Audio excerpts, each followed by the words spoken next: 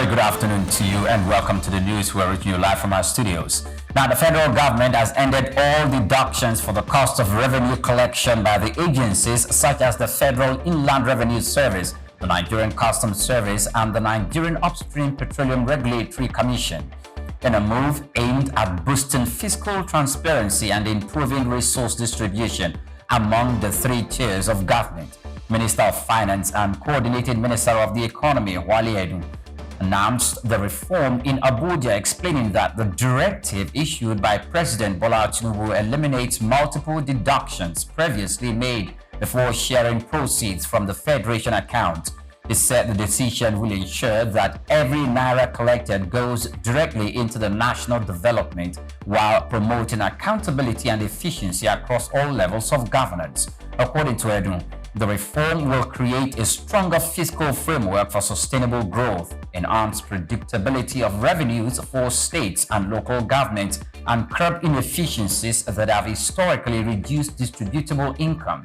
He added that the government is also reviewing other deductions and interventions to ensure full compliance with constitutional provisions and to strengthen transparency in public spending. The Nigerian Electricity Regulatory Commission has revealed that Benin and Togo failed to remit more than half of their electricity payments for the second quarter of 2025, leaving a combined debt of $8.5 million owed to Nigeria. According to the Commission's latest quarterly reports, 6 international bilateral customers who received electricity from Nigeria and the power generation companies paid only $9.01 million out of a total invoice of $17.54 million issued by the market operator.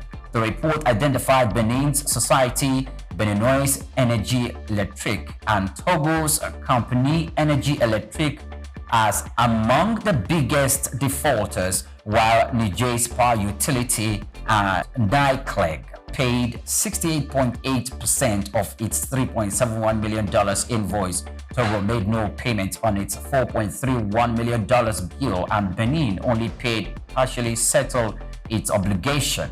The Commission warned that the shortfall in remittances continued to threaten the liquidity and operational stability of the Nigerian electricity supply industry. NERC noted that timely settlement of invoices remains essential to sustaining grid operations and maintaining regional energy cooperation. It added that the government is working with neighboring countries to improve payment compliance and strengthen bilateral electricity trade across West Africa.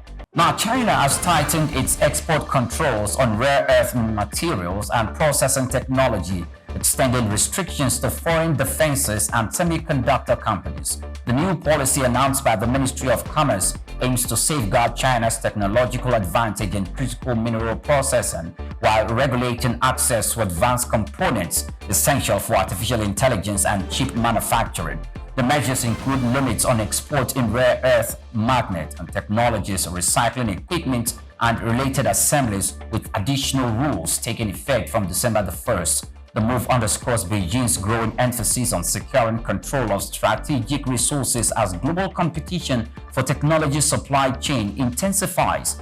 China currently accounts for over 90% of the world's processing rare earth, which are key to input for electric vehicles, wind turbines, aircraft systems, and advanced military applications. The latest curb are expected to influence international trade negotiations, particularly as major economies seek alternative sources for these critical materials. Following the announcement, shares of leading Chinese producers, China Northern Rare Earth Group and Shanghai Resources, surged by over 6%, reflecting expectations of tighter supply and higher market value. The industry analyst said the policy could accelerate global investment in rare earth exploration and recycling technologies, potentially reshaping the global supply chain for strategic materials.